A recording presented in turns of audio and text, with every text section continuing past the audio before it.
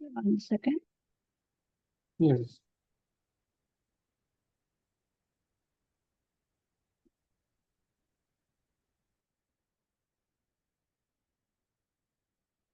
Okay. Okay. Good evening, everyone. On behalf of agricultureinformation.com, I'd like to invite the speaker, Mr. Aditya Niyogi, who will talk about robotic farming on fruit farms. I now request the speaker to begin. Thank you. Uh, you can start. In the meantime, I'm sharing the screen. Yeah, you can start. Hello? Hello?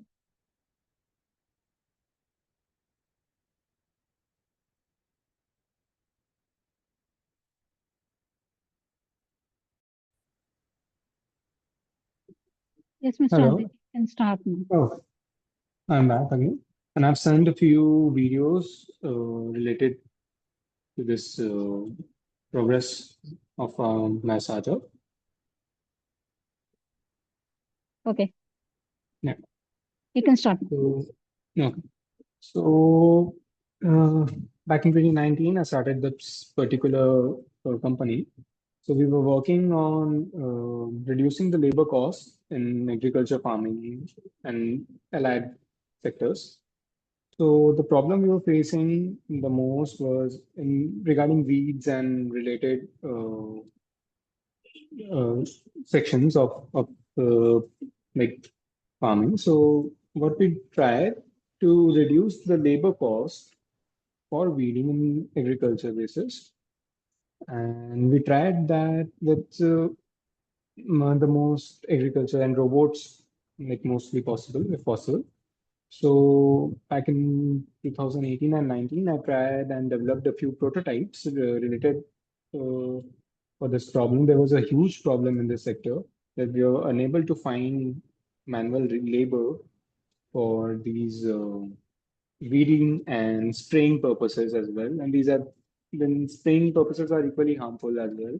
So we're trying to automate this particular sectors with robots, with particularly ground rovers, I must add. So what we did for this particular problem, we developed a few agriculture robots that were able to deliver a payload of 70 to 100 kilograms, and they can carry all kinds of load in any kind of terrain, in any kind of conditions, whether it be wet or muddy or anything. So I have also sent you some, what you can say, videos related to this PPT. We can show those PPTs later as well. So when we tried to look into this kind of human expenses that a farmer faces, like we are also farmers as well by profession. So we were facing these kind of problems on a daily basis, especially in the fruit farms. So in these fruit farms, we had a good row to row distances as well. The robots were not able to like properly work on small farms or on particularly rice or wheat farms. We are only able to work on vegetable and fruit farms. So for these particular farms, we used to get a good amount of space in between the crops so we can operate our rovers. The rovers dimensions were around 2 by 2, 2 feet by 2 feet. So we were easily able to maneuver these particular robots in very narrow passages and very narrow sections. So when we, if we can change to the next slide, please. These particular ground robots were very helpful in maneuvering around the farms and around the crops. And without damaging the main crop, we were able to do the weedings of the vegetable and fruit farms. And we were also able to use spraying machines to control the weeds. These particular robots had a good range of around 1 kilometer, and they had mounted cameras fitted on this, so we can monitor from a very good distance. So we were using these drone remotes for the range and everything for RF signals. And I'm also interested in robots. So yeah, we were able to develop these particular prototypes around and develop around 6 to 7 prototypes in total. And in the end, we were able to very much make these field suitable. And these were very successful tests we conducted on the later on stage. The sixth and seventh rovers, they were conducted very successfully on the ground. So this is what we were working on with. And if you can change to the next slide as well, the market opportunities for this particular product only for fruit farms were like really huge. We started working in Chhattisgarh only. So we were able to receive really good response from the farmers. Also we also went to the agriculture expos. We were getting really good responses from many farmers, many small scale and large scale, both kind of farms. We are targeting majorly 5 to 10 acres of farming personals for these particular rovers. We were having a good budget of around 70 to 1 lakh. In 70 to 1 lakh, anyone can afford these rovers, and this is a very huge. This is not a very huge cost, to be honest, in this field. So yeah, in the next year we can change it. We can change the next slide.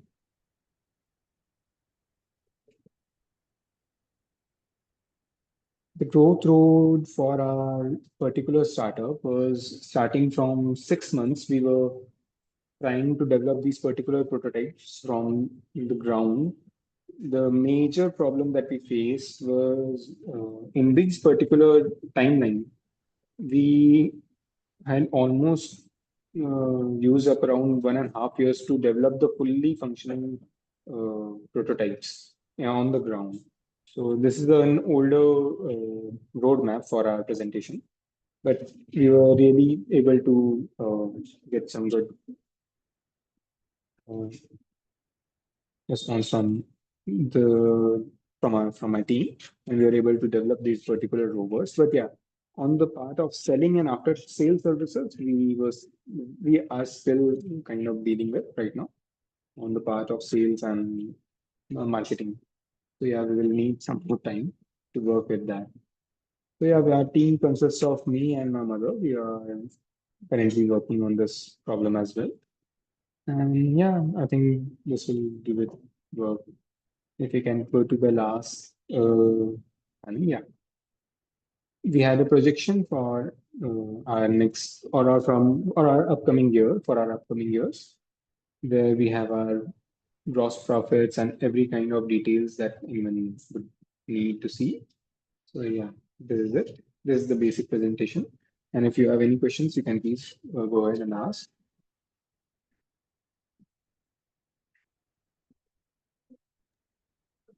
Okay. Yes, Yeah.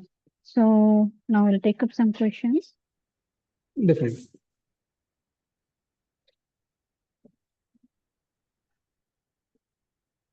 I think my screen is gone, no? Screen sharing? Yeah, it's blank right now. Yeah, it's blank. Okay. So first question, which fruit crops are most suitable for robotic farming in India's climate and farm conditions? Uh, Majorly, I can add that we can work on agriculture, basically like farms like majorly fruit farms we can work on, like in bananas, this prototypes and my rovers worked really well with bananas, with some particular vegetables like tomatoes and peas we can work around with. In such crops, there were like our rovers were able or they are designed in a way that they can easily maneuver in such crops. So yeah, any crop around with a row area of around 2 to 4 feet, they can work really well. For bananas specifically, there is a row to row distance of 6 feet. So there is plenty of space for us to maneuver our rovers and make sure that we can spray and we can easily work around these crops. There are many more crops as well, not just with banana, but there's pomegranate and there are apple fields we can work with. But right now, what I have worked is bananas mostly. Okay. And how can small and medium farmers adopt robotic technologies, or is it mainly feasible for large scale farms? This is mainly feasible for large scale farms, but for the smaller scale farms, they can rent our products as well. This was the main plan for the small scale farmers who have like minimum like 2 or 4 acres of land, then they can easily rent our products and from their nearest vendors or from the nearest place they have, and we can charge accordingly.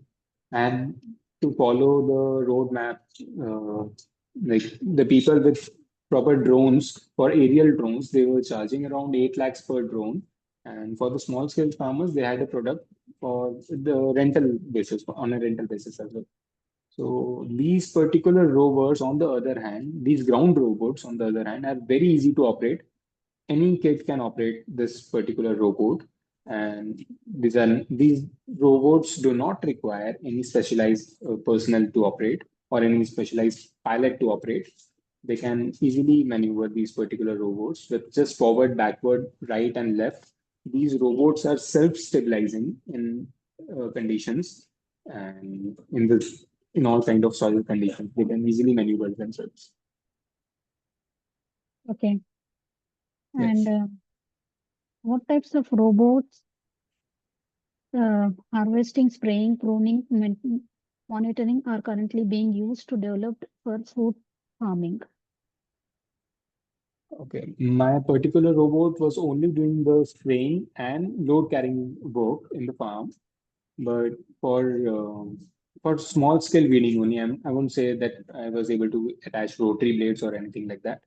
And on the other hand, I've seen some more products recently in the market who have started to use these particular rovers for light tillage and again spraying purposes. Okay. And how do robots handle fruit quality assessment? Example, ripeness detection, and grading. Okay, for grading purposes, I had some requirements from other companies. They were asking for the footage of the particular farms we were visiting. So they just wanted the data. They all wanted the raw data and the continuous monitoring of the crops.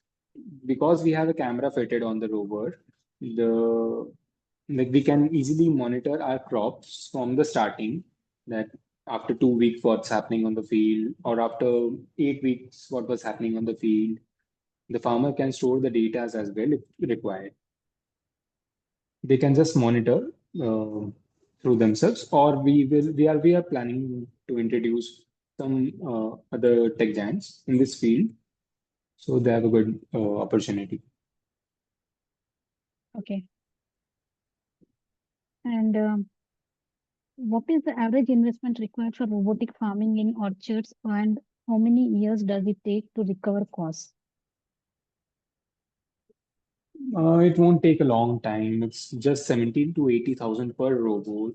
And on an average, on a basic average, a farmer spends around 70 to 80,000 just on the labor cost for weeding itself, for weeding and just for spraying itself per year on an average. For any farmer who has a range of around 4 acres of land, they are spending around 80,000 each year for this particular process again and again. This is a very huge cost right now in the field. Okay. And are there any models of shared robotic services like custom hiring centers for farmers who cannot afford individual units? There are none currently right now. We have contacted a few of them, But again, the sales and service is a big part for us as well to solve right now. It's not an easy thing for me only. I'm a mechanical engineer by profession, and we have produced these particular rovers. But we are thinking that we have to somehow change this and somehow expand more in this field. To expand more, I need more persons who have a better reach in very rural areas as well. And these rovers are not very heavy or anything, so they can be transported to remote places as well. Okay. And what are the main challenges in using robots in Indian fruit farms? That is terrain, power, connectivity, or cost. I don't think so. There is a very big challenge to adapt. Maybe it will take a year or two, or for anyone who has started to use this particular rover, they will with a good hand in a week or so. They can easily operate these rovers. Yeah, but yeah, we will need some electrical grid connections. These are very basic things. These rovers are powered by fully electric batteries, and these will produce zero carbon emissions as well on the field. But yeah, these are completely electronic vehicles, I must add. So yeah, we will need an electric grid. That's the least. And with a power backup of around 3 to 4 hours, we can easily maneuver the rovers, or we can add more battery backup if required, or if anyone needs a custom setup. In a single charge, these rovers can work continuously for 4 hours easily, 4 to 5 hours. Okay. And how easy is it for farmers to maintain and repair robotic systems in rural areas? I don't think it would cost many a lot. I think there is belt-driven system, and we have tried our best to use this more user friendly to make it more like to make it less dependable on us. We are trying that any roadside bike shop or anyone can be able to repair this particular machines. These are not very complicated machines at all. Yeah, the electronic part is something that we have to deal with, but on the other hand, the rest is all mechanical, all gears and everything is there. So anyone can easily repair these, and we have tried our best and to not introduce those complicated machineries or anything like that. Everything is available on the market. So yeah, I think it won't be a big problem. Okay.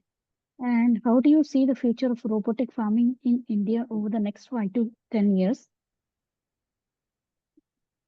I really believe that this is a huge market right now, which is going to be a very big market right now in the upcoming years as well. We have already seen a few more players on this field. I've worked myself for the past 3 or 4 years on these particular projects, on these particular robots. So yeah, it will take some time for the people to start adapting. But once they will adapt, I don't think there's like no going back from this point. It's a new field altogether, and everyone I think will be interested to work with. Being the cost effective, considering the cost effective point, this is going to be a very easy and very helpful aid for a farmer. Okay. And are there any government schemes or subsidies that support robotic automation in horticulture? No, not right now. Not for the time being. There are none, absolutely none. This is an absolutely new field. There are very less players in the market right now. Hardly like around 15 or 20 players are there right now who are working on this particular field in India. There are some few foreign players, but again, those robots are costing around, in fact, those smaller robots are costing around 25 to 30 lakhs for a single rover. So, yeah, those are very costly in terms for the foreign products right now in the Indian market. And what we are trying to do is we are trying to introduce smaller rovers in around 70 to 80,000 price range. Okay. Yeah. But for the time being, there are no subsidies available. Yeah, there is an electronic vehicle act for the subsidies. We'll have to work on more, but again, they have a different criteria again. These are from the RTOs. They have to get those subsidies through the RTOs. But again, these are not these particular robots. We cannot register them as a vehicle right now. So yeah, that is something we have to work on with. Let me see if I can play the video. Or can Definitely. you try from your end once again? Okay, I'll try. I'll try.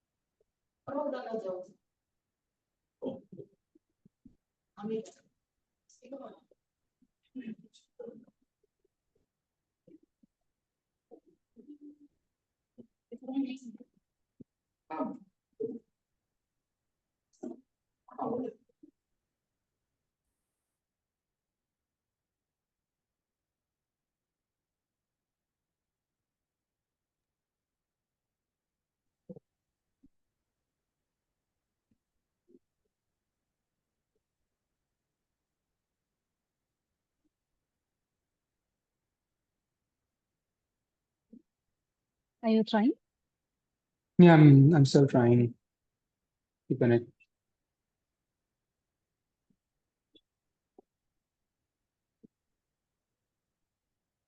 I'm unable to play the videos. I don't know why.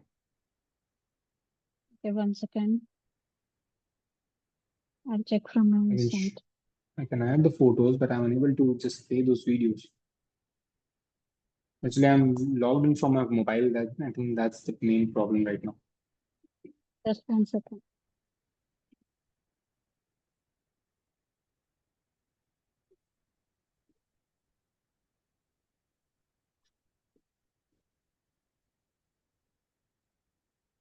Yeah, are you able to see? Yeah, you can see that. Yes, it's right.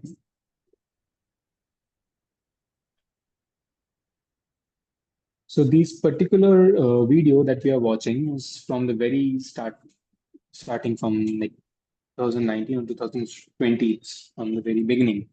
So we were making these particular robots and we were facing some problems in these robots. Like the wheels were very small and they were easily going to tangle up in the weeds, in the smaller weeds. Yeah, like at this point, you can see that the wheels were stucking up again and again. So we had to come up with a different prototype again. This was the very first prototype from our side. If you can play the next video I sent you. Okay, just 1 second. I have to download it first. 1 second. Yeah, it's okay, it's okay.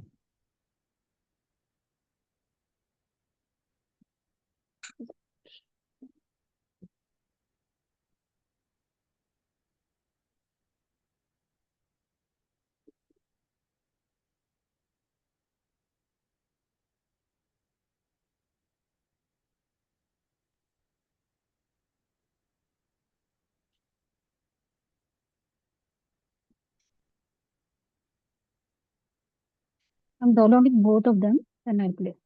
Okay, okay, okay.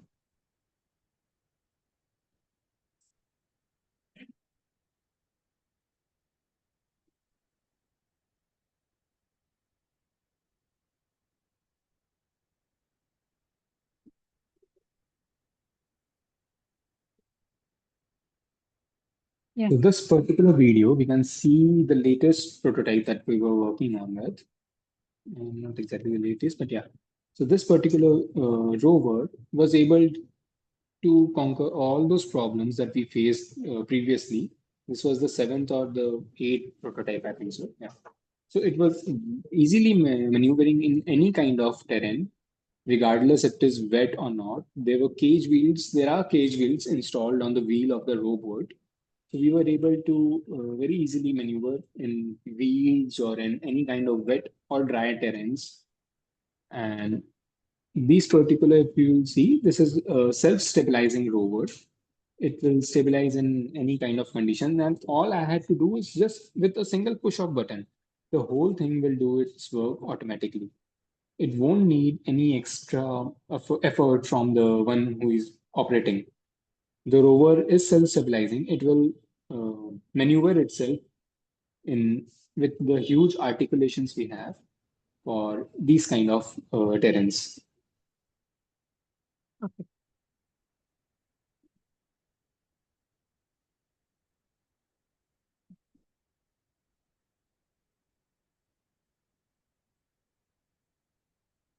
Yeah. This particular video was from the lockdown time. We were trying prototypes with limited resources. So yeah, we had to do some experimenting on our own, and yeah, it failed unfortunately. The center of gravity of this particular robot was so high up that it was falling again and again. So yeah, we had some failures on our journey as well. So yeah, this is how we were at the time. Okay. The whole center of gravity of this particular robot was so high that we were toppling again and again on the wet fields, especially on the wet fields. So yeah, we had to get those center of gravity to the very lower end of our robot, and then we were able to maneuver in different fields. Okay. Okay. So before we end, one last question. Please let us know a little about your career background and what made you to take an interest in particularly agriculture field. We are actually from an agriculture background already, and I am also a mechanical engineer. So I had an interest in robotics field as well. I have been making these particular robots from quite some time.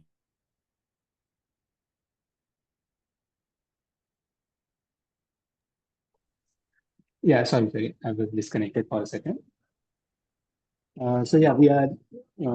So I had a good experience for around 2 or 3 years in this particular robotic field. So yeah, with mechatronics we had worked on it, and then finally we were able to get everything we needed for this uh, product. Okay. So farming background means anyone in your family is doing it? Yeah, my father was also a farmer. My grandfather was also a farmer. So yeah, we have been in this field for quite some time. We have faced these particular problems that I'm talking about for the labor problem or the weeding problem. We have faced these particular problems from quite some time. So yeah, we were working out that how we would ever solve these problems because there was no particular solution for this. We wanted something other than just normal spraying. So yeah, we were trying our best, and then there are endless number of requirements you have in a farm related to payload or anything. So yeah, everything is just dependent on the manual labor. So we want something for this problem particularly to be added. Okay. So your father is into food farming or the traditional crops? Both traditional and fruit farms. We have both rice and we have both fruits. In fruits, we have these banana farms as well. So yeah, Okay. even I have also planted some bananas as well for my own interest as well. So yeah, Okay, Mr. Aditya. So I don't see any more questions. So now we have come to end thank you of so much. question round. On behalf of Thank you so much. agricultureinformation.com, we'd like to thank you for the presentation and answering all the questions. So we'll be ending this Thank meeting you so now. much. Yeah, Thank you you're so much. welcome. Thank you.